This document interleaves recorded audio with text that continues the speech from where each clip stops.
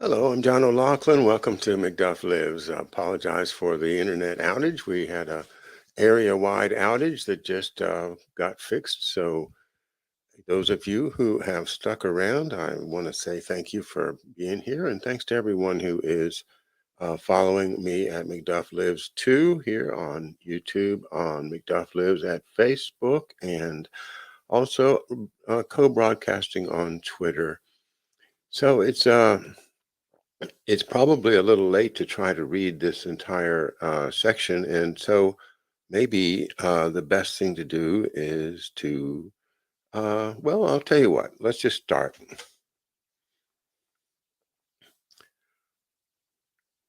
Okay, we're on page 353 of the book. Let's see. Okay, Christy's here. Hi, Christy. We have, looks like 7 people are here. And, well, I'll just go ahead and put it up so that we can have it, and folks that have already left, they can watch the replay. Friedrich List, Building America and Germany. One of the principal founders of the nation of Germany was a member of the Philadelphia-based nationalist leadership. Friedrich List, whose dates are 1789 to 1846, is known as the father of German railroads, and his economic and administrative program led to the first form of German national unity. List was world famous as an economist who opposed the British free trade dogma and inspired many countries' fight for progress. His thinking can only be properly understood if one knows about his part in the strategic political war in both the USA and his native Germany. List taught political economy in Tübingen University. The blazing young reformer was guided and protected by Tübingen publisher and statesman Johann Friedrich Cotta, who had earlier promoted Schiller, the poet of freedom. In 1819, in parallel with Matthew Carey, at precisely that time, List led the organizing of the new Union of Merchants and Manufacturers. He aimed to unify the various German principalities under a single government, with a protective tariff which could industrialize backward Germany. This would make possible an alliance of Russia, Germany, France, and the United States to break the power of the British Empire. A member of the Württemberg Parliament, List proposed government credits to build industry. The pro-British party and Austria's Prince Metternich brought about List's imprisonment and then his exile within Europe. Cotta helped put him in touch with Lafayette, who invited List to accompany him on his American tour. List arrived in New York in June 1825. Lafayette made List a member of his entourage for his visits to New England and Virginia. Lafayette introduced him to President Adams, Secretary of State Clay, and Chief Justice John Marshall. Just before his scheduled return to France, Lafayette went back to Philadelphia for some final conferences with his best American friends, who would soon face political fire from the opponents of their action program. Treasury Secretary Richard Rush held a reception for Lafayette on July 20th, and List was introduced to Philadelphia's leading men. He was the idealistic German economist honored by the hatred of Europe's worst reactionaries. At this juncture, Nicholas Biddle and Matthew Carey took Friedrich List in hand. A substantial investment from Thomas Biddle and Company allowed the new American citizen to acquire 20,000 acres of coal-bearing lands and to buy half interest in a German-language newspaper, the Redinger Adler, or the Reading Eagle, which he then edited. Pennsylvania chartered List's coal and transport company in February 1826. 3 years later, he began building his Little Schuylkill Railroad. It was the history-making predecessor of the Reading Railroad. Quote, the rail line, still in use for its original purpose, was the first railroad in the nation to haul anthracite coal by steam locomotive, a local newspaper wrote just recently. Running 21 miles, it was built to connect the rich coal mines of the Tampaqua area with the Schuylkill Canal at Port Clinton. Late in 1826, the set of Philadelphians that Liszt had met through Lafayette and Rush formed the Pennsylvania Society for the Promotion of Manufactures and the Mechanic Arts to organize the country for a higher protective tariff. Liszt then wrote a series of letters on protectionist economics addressed to the Society's leader, Charles J. Ingersoll. The Society circulated the letters in newspapers and pamphlets and compiled as Liszt's first book, quote, Outlines of American Political Economy. This put Liszt at the forefront of the fight for the administration's proposed higher tariff law. He faced off against the Richmond Junto and the South Carolina Ultras. The Society pulled together a national tariff conference in Harrisburg in mid-1827, chaired by Pennsylvania's governor. With Liszt as their effective public voice, Philadelphians then campaigned throughout the country for tariff protection and national sovereignty against the slave owners' increasingly loud threats to break up the United States. A tariff law with enhanced industrial protection was enacted in May 19, 1828, 6 months before the presidential election. The slaveocracy dubbed it, quote, the tariff of abominations. It was in this period that the world came to identify Philadelphia and Pennsylvania with the idea of nationalist economics. Friedrich List now decided to return to Germany as a representative of the American political idea to apply in Europe what he had learned and accomplished in the USA. And he went abroad as an official American agent. His Reading newspaper had editorially supported Andrew Jackson's winning campaign for president, and Jackson rewarded him with appointment as U.S. consul for Hamburg. But the strong British party there protested the appointment of this, quote, dangerous political fugitive, unquote. The United States Senate rejected his nomination. He and his friends managed to get him other appointments as a U.S. representative, including as consul in Leipzig. On January 1st, 1834, Liszt's program of German unification was partially realized. Prussia joined with other German states in the Zollverein, or customs union. 18 states were soon united, with an external tariff barrier protecting them from British import dumping. In 1834, Liszt proposed a Leipzig to Dresden railroad to begin a German national railway grid. He fought successfully for it. A railway company was formed, and it built the line during 1837 to 39, Germany's first long-distance railroad. Throughout this period, Liszt's influence grew, with backing from Alexander von Humboldt and his colleagues in the Prussian government. Liszt's Railroad magazine was particularly well received. Liszt's 1841 National System of Political Economy was read in translation around the world. Its appeal to people's inherent right to progress through the power and action of their own nation-state helped to kick off progressive movements echoing the American system on every continent. Around Liszt's core of the Zollverein, Prussian Chancellor Otto von Bismarck would later complete Germany's sovereign unification. Philadelphia's Henry C. Carey, the son of Matthew Carey and economic advisor to President Lincoln, would provide Bismarck with guidance for his successful endeavor to lift Germany to great power status and prosperity.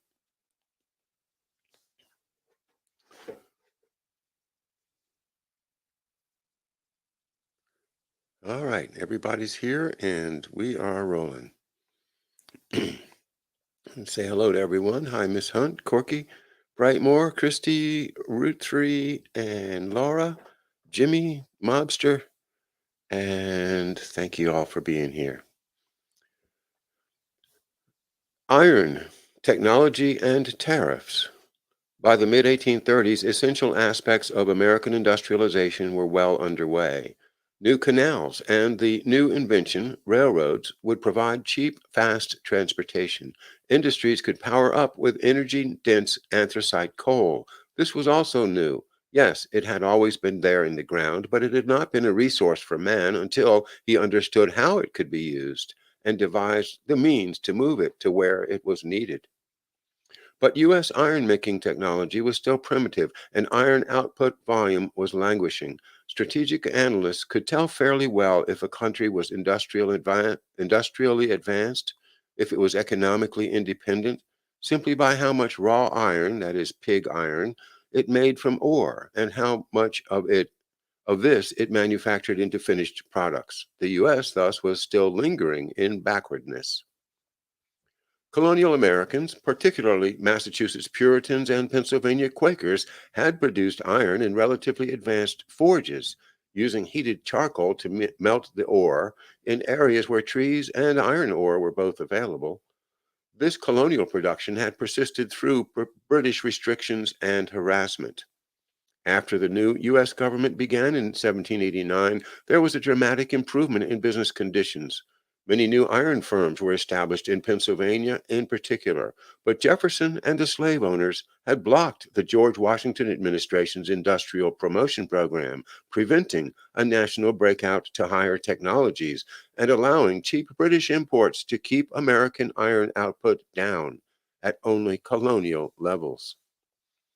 Revived nationalist influence pushed through tariff increases in 1824 and 1828 that encouraged investment in new forges. Iron output grew from about 75,000 tons in 1824 to about 200,000 tons in 1832. But Southern secession threats forced tariff reductions, and iron production stagnated into the 1840s. The problem was outmoded technology as well as adverse market forces. Americans still stoked their little iron furnaces with local forest wood, restricting output and freedom of location. At that time, 2 tons of charcoal costing $10 could produce 1 ton of pig iron. 2 tons of anthracite coal could potentially produce the same ton of iron for $5, but U.S. iron makers did not know how to control combustion with anthracite. Pennsylvania crusaded to solve this problem. The Franklin Institute from 1825 on offered gold medals to the manufacturer of the greatest amount of iron made with anthracite. A $5,000 prize for anthracite iron was offered by Nicholas Biddle, Thomas Biddle, and Matthew Carey's son-in-law, publishing partner Isaac Lee. White and Hazard's Lehigh Coal and Navigation Company was experimenting with anthracite iron making in the 1830s. The firm offered free water power and discounts on coal and canal transport for any iron maker who would do likewise. Josiah White's nephew, Solomon White Roberts, was in Britain in 1837 overseeing the manufacture of rails for the Reading Railroad when he heard of a technological breakthrough by a Welsh ironmaster. David Crane and his foreman, David Thomas, quote, succeeded in smelting iron ore on a practical commercial scale by the use of anthracite coal and the hot blast. Roberts visited Mr. Crane's works, became his friend, and sent over the particulars of the process to Josiah White in Philadelphia and to the Franklin Institute. Solomon Roberts was a life member and later the corresponding secretary of the Franklin Institute, the agency aiding and coordinating much of America's technological development. Erskine Hazard went to Wales in 1838 and arranged for foreman David Thomas to emigrate to America. White and Hazard immediately organized the Lehigh Crane Iron Company with David Thomas as their partner. Before their new company was ready for production, Thomas aided another firm to set up the Pioneer Furnace in Pottsville, which successfully turned out anthracite iron. Accordingly, in January 1840, Nicholas Biddle, Thomas Biddle, Isaac Lee, and 3 other men visited Pottsville to award the $5,000 prize. At a dinner celebrating what was already known to be a major turning point in American history, Nicholas Biddle offered a toast, quote, "Old Pennsylvania, her sons, like her soil, a rough outside, but solid stuff within, plenty of coal to warm her friends, plenty of iron to cool her enemies," unquote. David Thomas blew in the first furnace for the Lehigh Crane Iron Works on July the 4th, 1840. Their furnace had required a special large cylinder for the blowing engine. Franklin Institute founder Samuel Von Merrick made it for them in his Southwark Southwark foundry. The Lehigh Crane firm would soon form the core of a completely renovated American iron industry. Yet their technical triumph at first brought no corresponding increase in investment into new iron forges, as the country under President Martin Van Buren was locked up in a deep economic depression. The 1840 presidential election was an emphatic popular rejection of Van Buren and a victory for William Henry Harrison, the Whig Party candidate. But Harrison dropped dead a month after his 1841 inauguration, supposedly from pneumonia. He was succeeded by Vice President John Tyler, an anti national slave owner from Virginia. Henry Clay, then a U.S. Senator, put through a bill to restore the Bank of the United States and two protective tariff bills. Tyler vetoed them all. Amid general outrage, most of the cabinet resigned, and Clay resigned from the Senate. By 1842, protectionists had gained sufficient political muscle to push a new tariff law through Congress and to bring about Tyler's reluctant approval. This measure would result in profound positive changes for the United States. Who made this happen? Though Matthew Carey had died in 1839, Philadelphia continued in its decisive nationalist influence. The city was a center of strength behind the tariff of 1842. Joseph R. Ingersoll and his brother Charles Ingersoll, we recall him as Friedrich List's public sponsor, both represented Philadelphia in Congress throughout the 1840s. Joseph Ingersoll was Henry Clay's close friend and fought successfully for Clay's objectives while Clay was out of the Congress. The legislation that finally passed was designed by Treasury Secretary Walter Forward, a protectionist from Pittsburgh, Philadelphia's emerging partner in industrial progress. New York was the other pillar of support for the 1842 tariff, despite Wall Street and the Van Buren Democrats. Millard Fillmore of Buffalo, in his capacity of House and Ways and Means Committee chairman, prepared the successful bill in cooperation with the Treasury Secretary. Fillmore was a stalwart of the Whig Party. The protective tariff was a Whig Party measure. William H. Seward, New York's governor from 1839 to 42, provided important backing for the tariff fight. Seward was a devoted follower of John Quincy Adams, shared Adams's hatred of slavery, and put through state funding to build the Erie Railroad. Seward would later serve as Abraham Lincoln's Secretary of State. But behind the scenes in New York politics was a seasoned figure among American national strategists, James Tallmadge, Jr., the leading New York protectionist. Tallmadge organized the two New York-based lobby groups, Friends of Domestic Industry and the Home League, that teamed up with the Philadelphians to secure the new tariff. We recall that in 1824, Tallmadge had been elected New York's lieutenant governor on the People's Party ticket, with DeWitt Clinton boosted by General Swift's newspaper attacking the Van Burenites. In the 1830s, representing American inventors and science educators, Tallmadge had gone to Russia, seeking expanded trade with the United States. Thus, we find that in May of 1842, as the battle over the tariff raged in Washington, Tallmadge met with General Swift and Major Whistler to bring them on the character and to brief them on the character and attitudes of Tsar Nicholas. The next day, Swift, Whistler, and the Russian ambassador arranged Whistler's contract to build Russia's railroad. International trade and foreign politics were both part of the strategic intelligence in the purview of Tallmadge, Swift, and their senior American colleagues, just as with Nicholas Biddle and John Quincy Adams during the Monroe administration. The fight for the protective tariff was political warfare, whose outcome was as vital to the national interest as a military conflict.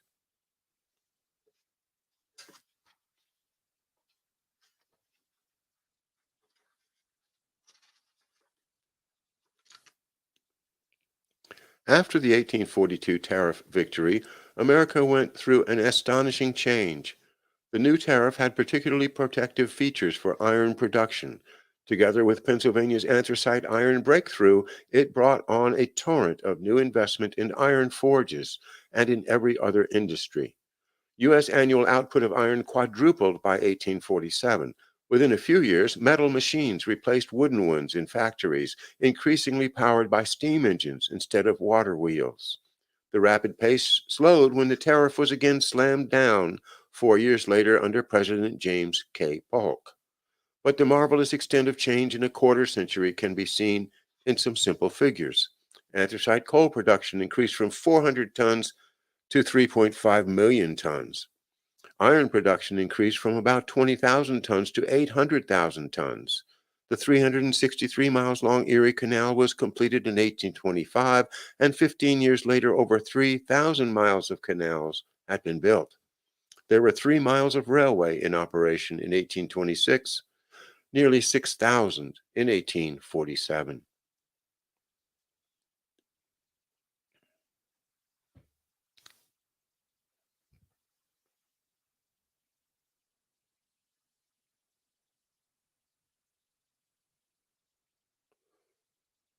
Well, I see it is afternoon, and I think I'm just going to wrap it up here. I'm on page 362, and although this is a short one, I think I'm glad I did it so we could make some progress. We are maybe one or two more readings of this book, and we're done. And but let's keep in mind, the real basis of American success has been the combination of government, private investment, and in industrial um, growth made possible by the technological progress that generated out of from Benjamin Franklin, and there's this whole stories that we've read from Franklin into Manchester, where they built the great first great iron forge, and then the canals, and now the trains and the railroads, and the improvement in forge technique so that they could use the anthracite. All of that was a national project. And to the extent that it was interfered with by the Southern slave owning class that was much happier to simply trade their cotton for British finished goods instead of creating a market here in the country, in the United States, where everybody could benefit and rise up. So, it's all about two different competing views of human life. One is the old one with slaves or serfs, and this is the new one with progress, economic planning, and a government program to sustain human progress generally, and not for the benefit of the few.